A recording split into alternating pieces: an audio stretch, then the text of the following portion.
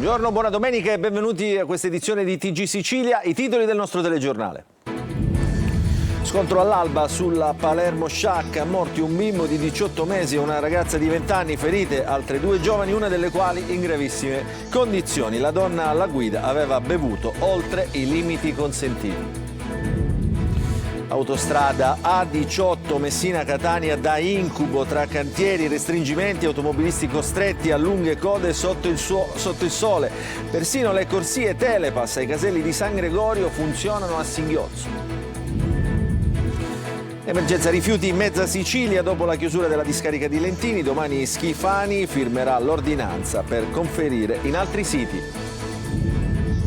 Si aggrava la crisi idrica, molti comuni della Sicilia con i rubinetti a secco, anche le autobotti faticano adesso a rifornire gli utenti. Agricoltori disperati, manca l'acqua nella piana di Catania e nelle campagne fra Palermo e Trapani. Urne aperte oggi fino alle 23 e domani dalle 7 alle 15 in 3 comuni siciliani per il turno di ballottaggio delle amministrative. Si vota a Caltanissetta, Gela e Pachino. Pizzi, ricami floreali, un velo personalizzato e una parata di VIP. Matrimonio da favola per Diletta Leotta e Lori Scarius nell'incantevole cornice di Vulcano. Calciomercato, siciliane pronte a definire i primi affari in B. Palermo deciso sull'attaccante Van de Putte. In Serie C il Catania prova a sfoltire l'organico.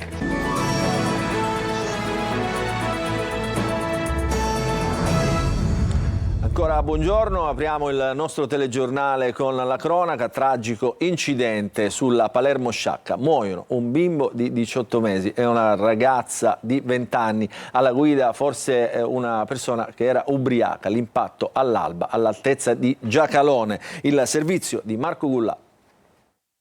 Ancora sangue sull'asfalto, incidente mortale nella notte sulla statale 624 Palermo-Sciacca nei pressi della frazione di Giacalone. A scontrarsi 2 mezzi, a perdere la vita un bambino di 16 mesi e una ragazza di 20 anni, marocchini ma residenti a San Giuseppe Jato. Ferite altre 2 donne, di cui una in gravi condizioni. A guidare la Fiat Punto una ragazza che secondo gli investigatori aveva un tasso alcolemico superiore alla norma. Le vittime sono Selma El Moakit, 20 anni, e il piccolo di 16 mesi, Abidi Rahim Shashallah. Sulla vettura c'erano anche 2 ragazze, entrambe sono state ricoverate in ospedale, una è in prognosi riservata. Le ragazze avevano passato la notte a Palermo e stavano tornando verso Partinico. La dinamica è in via di ricostruzione da parte dei carabinieri intervenuti sul posto, che hanno chiuso un tratto della statale 624 per consentire gli interventi e i rilievi. Viabilità poi ripristinata in tarda mattinata. San Giuseppe Jato, dopo la notizia del terribile incidente di questa notte, è un paese in lutto, ha detto il sindaco del paese in provincia di Palermo. Quella delle ragazze è una famiglia di origini marocchine ben integrata. I nonni sono arrivati in paese 40 anni fa. Lo scorrimento veloce Palermo-Sciacca, tecnicamente la statale 640, è chiamata anche la strada della morte. Si tratta di una strada statale a scorrimento veloce tristemente nota per i fatti di cronaca. Appena un mese fa si era registrato un altro fatto che aveva insanguinato l'asfalto con la morte di un motociclista 33enne.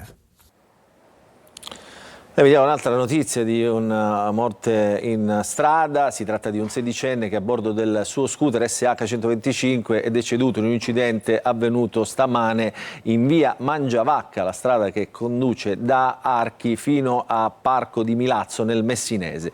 Il giovane, che si stava recando al lavoro in un locale di Milazzo per cause ancora da accertare, ha perso il controllo del mezzo schiantandosi contro un albero, un impatto che gli ha provocato gravissimi traumi. Trasportato in ospedale in ambulanza con il 118, è morto pochi minuti dopo l'arrivo al pronto soccorso. Domenica da incubo sulla A18, l'autostrada Messina-Catania in direzione Messina per migliaia di automobilisti costretti a lunghe code sotto il sole. La gita al mare si trasforma ormai da mesi in un'odissea a causa dei continui restringimenti sulla carreggiata. Il servizio è di Emanuela Corsi. Incazzata come una bestia, perché non è possibile che ancora oggi abbiamo questa confusione per strada. È impossibile, è scientificamente impossibile. File chilometriche e ore sotto il sole per migliaia di automobilisti che questa mattina hanno percorso la A18 da Catania in direzione Messina per raggiungere le località di mare. La classica domenica in spiaggia si è trasformata in un incubo per turisti e bagnanti a causa dei cantieri infiniti lungo l'autostrada. E sono tante le proteste. Ci sono troppi lavori in corso, giustamente quando le persone c'è troppo affollamento. Da quante ore siete in macchina? 2 ore, 3 ore. Ad andare verso Taormina c'è molta confusione. Fra incidenti e strade interrotte è un abisso arrivare qua. No, arrabbiato no, ma si stressa uno.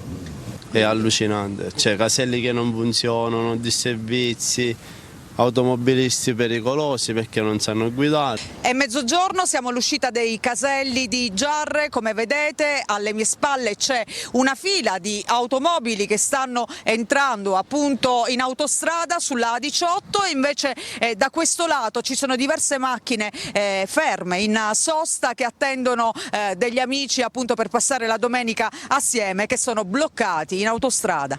Facevamo un giro fuori porta, stiamo aspettando delle persone che provengono da Catania, ma mi dicono che da quel lato è tutto bloccato, quindi è una mezz'oretta già che aspettiamo, continuiamo ad aspettare. Aspetto un amico, sì, per andare in spiaggia. E da dove viene?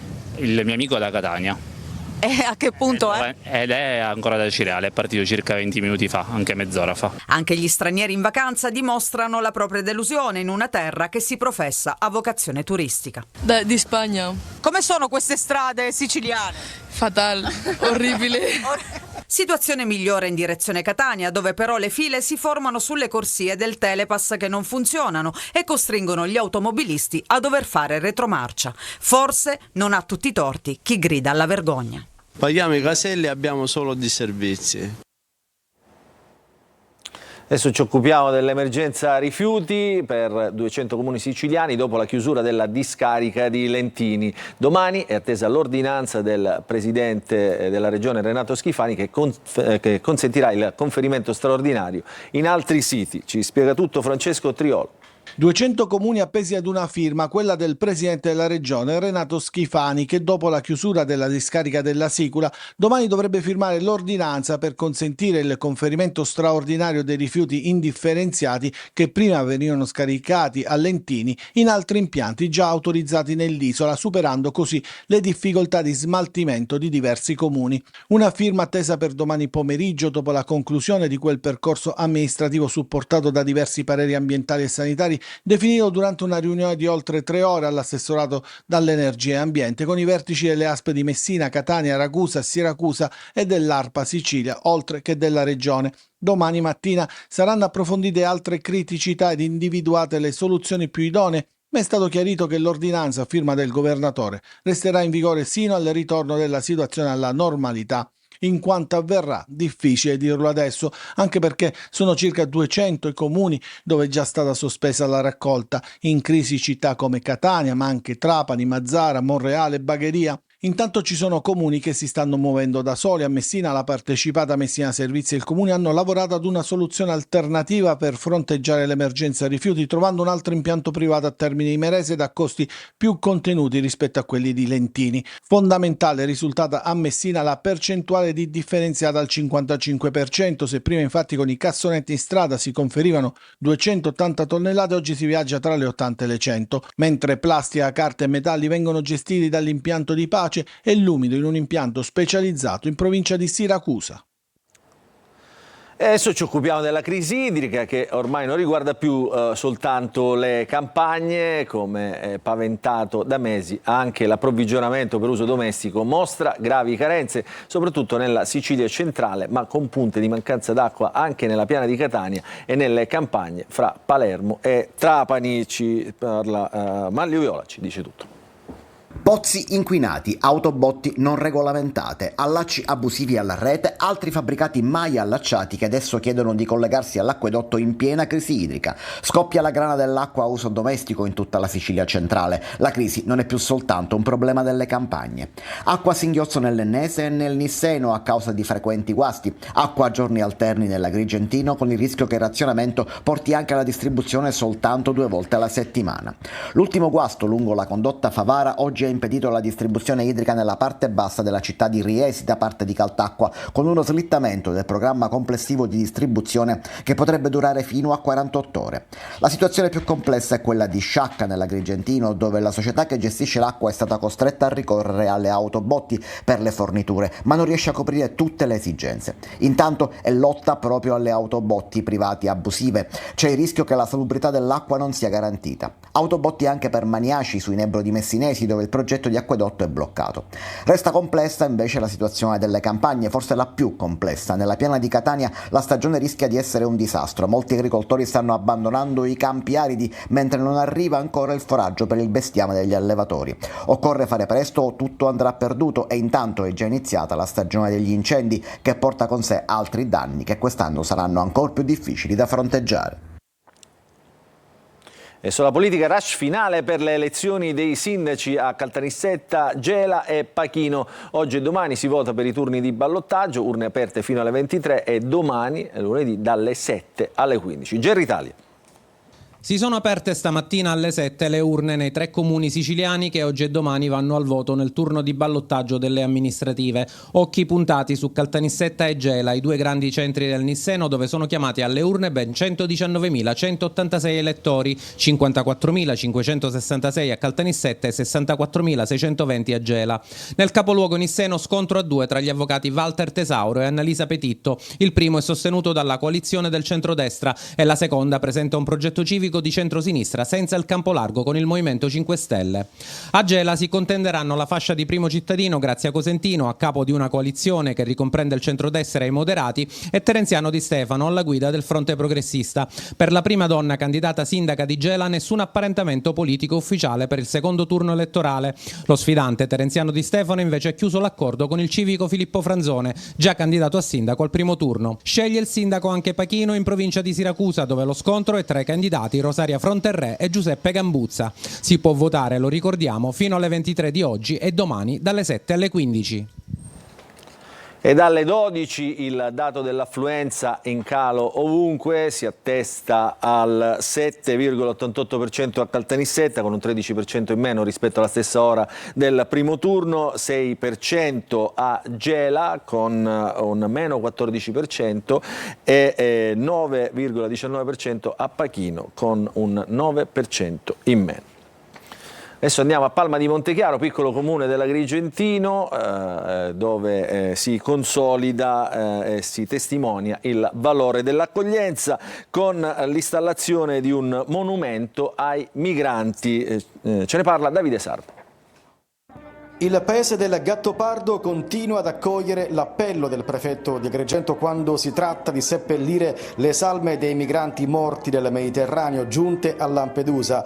Il comune ha anche deciso di riservare una parte del proprio camposanto ad un cimitero islamico. Adesso Palma di Montechiaro consolida e testimonia il valore dell'accoglienza, della solidarietà e dell'integrazione etnica. A Marina di Palma è stato realizzato simbolicamente, a ridosso del mare, un monumento ai migranti con la forma di una barca e le sagome di persone pronte ad approdare sulla terra in cerca di una vita migliore. Con questa operazione che ci ricorderà ancora una volta i nostri fratelli disperati che giungono dall'Africa, che scappano da guerre, da crimini indicibili, da violenze senza pari. Oggi con questa installazione appunto vogliamo dare un segno della nostra presenza per dimostrare che questi ragazzi sono ben integrati sul territorio palmese. L'area dove sorge il monumento è stata interamente ripulita dai minori stranieri non accompagnati, ospiti della comunità Sole di Palma di Montechiaro, rilanciando condivisione e collaborazione.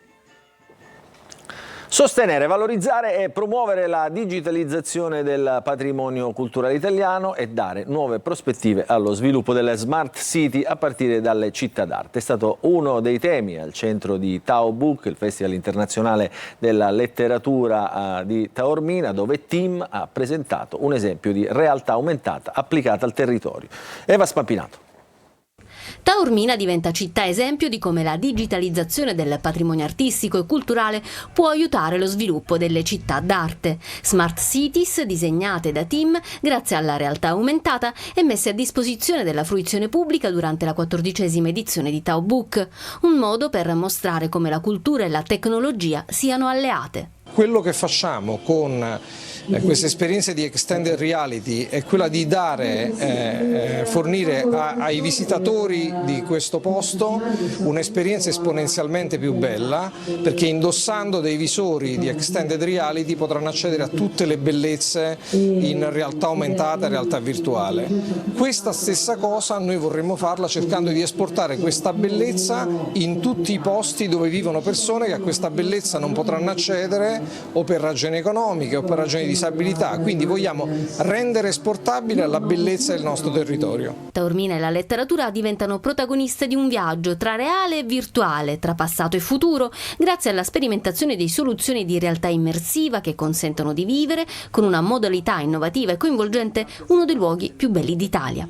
L'idea di Smart City di Team ha infatti l'obiettivo di preservare e promuovere la bellezza del nostro territorio attraverso il cloud, l'intelligenza artificiale, il 5G. E ieri a Vulcano, isola delle Eolie, Diletta Leotta e il calciatore Loris Karius hanno detto sì, il matrimonio più atteso dell'estate, ha avuto una carrellata di VIP, tanti sorrisi, anche qualche lacrima. Simona Mazzoni. Diletta Leotta e Loris Karius sono convolati a nozze e baciati dal tramonto di Vulcano, circondati dalla bellezza dell'isola davanti alla loro piccola aria e abbracciati dall'affetto di familiari e amici, tra cui tanti VIP. Volti noti e meno noti dello spettacolo si sono giurati amore eterno in quello che potremmo definire il matrimonio dell'anno. Attesissimo il sì tra la conduttrice e il portiere tedesco, iniziato la sera prima con un pre-wedding party, durante il quale lo sposo ha spento le candeline del suo compleanno all'insegna del Total White, 2 look diversi per Diletta firmati Atelier Aimé, che ha curato anche gli abiti del grande giorno. Le abbiamo viste sui social con scatti a testimoniare l'arrivo sull'isola le amiche della sposa, da Elodie alla Unziger fino a Chiara Ferragni, e ancora Elena Barolo e i 2 youtuber Lui e Sophie, l'attore Luca Argentero con Cristina Marino, i calciatori Marchisio e Morata con la moglie e Rossella Fiamingo con il campione di nuoto Gregorio Paltrinieri. Non sono mancati gli scherzi, momenti spettacolari e anche qualche critica. Gli ospiti hanno caricato foto e video su Instagram attraverso le stories. Qualcuno pare averle però cancellate, come scrive il Messaggero avanzando l'ipotesi che tra i presenti c'è chi non voleva far sapere di essere lì. La testimone della sposa, secondo indiscrezioni, sarebbe stata Eleonora Berlusconi. Con un profilo Instagram seguito da 8.000 utenti, Lillo, il cane della Leotta, è stato uno dei protagonisti all'altare. Grazie Diletta, il post ironico di Elisabetta Canalis con le posate d'oro nella borsetta. Michelle Hunziker si è commossa, pianto ripreso dalla figlia Aurora. Tra lacrime e sorrisi alla fine è andata, con una raggiante Diletta sposa, finalmente, del suo Loris. Del resto, come ha voluto far ricamare sul velo, era tutto ciò che aveva sempre voluto. La cantante catanese Anna Castiglia, di 25 anni, ha vinto Musicultura 2024 all'Arena Sferisterio di Macerata con la canzone Gali, che ironicamente evoca il nome del cantante trap stigmatizzato da molti come esempio di deriva musicale, per scaricare sugli altri, a mo' di capo espiatorio, le colpe di quello che non va. La proclamazione della vincitrice assoluta del 35esimo Festival della canzone popolare d'autore, decretata come tradizione dal voto del pubblico che affollava l'arena, è giunta a tarda notte dopo quasi 3 ore di concerto. E con l'arrivo dell'estate cambia la moda, look freschi e colorati che sostituiscono gli abiti più pesanti e scuri della stagione invernale. Ma quali sono le tendenze di quest'estate 2024? Lo scopriamo in questo servizio di Simona Mazzoni. Alcune bizzarre, altre da manuale ma interpretate con estro. Le tendenze moda dell'estate 2024 spaziano tra l'intramontabile vintage e i look sempre freschi e giocosi che danno personalità e stile a chi li indossa. Le tendenze ci sono, ma non sempre piacciono e quindi ci dobbiamo adattare. Sul fronte abbigliamento le riviste consigliano colori, colori e colori, gonne lunghe ai piedi da portare con sandali comodi, oro o argento, senza rinunciare allo stile oversize che già ci ha accompagnato tutto l'inverno. Occhio alla statura, perché se troppo over si rischia di apparire più larghe che alte.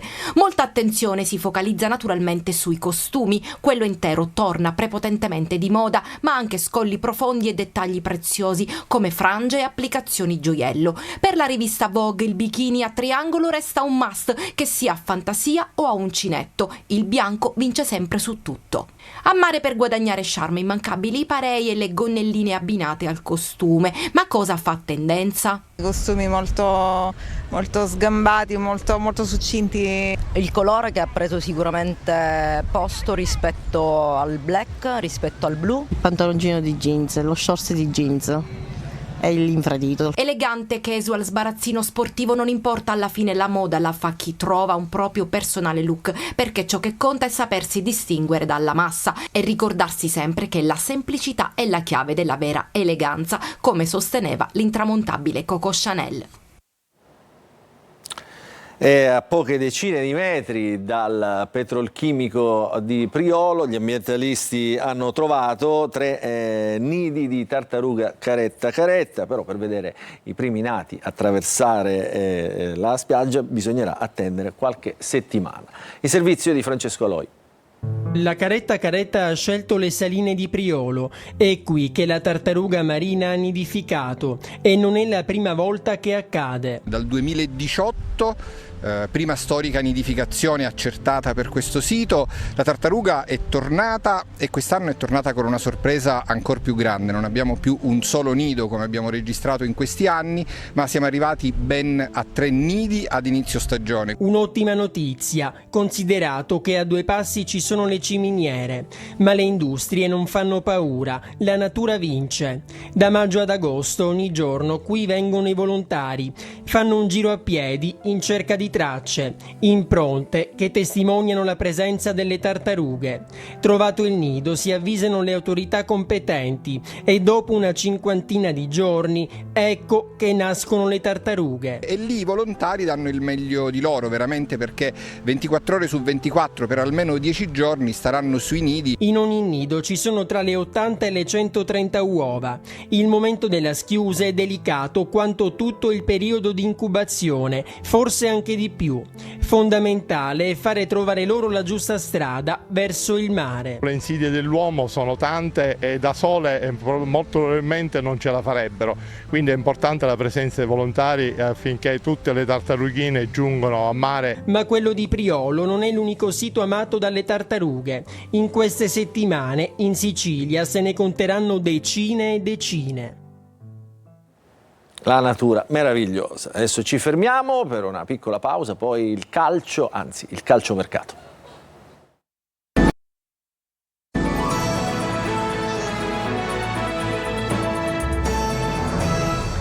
Ancora ben trovati nella seconda parte del nostro telegiornale, parliamo di calciomercato. Il Palermo si avvicina all'attaccante Van de Putte, il Catania invece sonda per De Rose, mentre in attacco piace Manconi. Il punto sulle siciliane da parte di Marco Carli.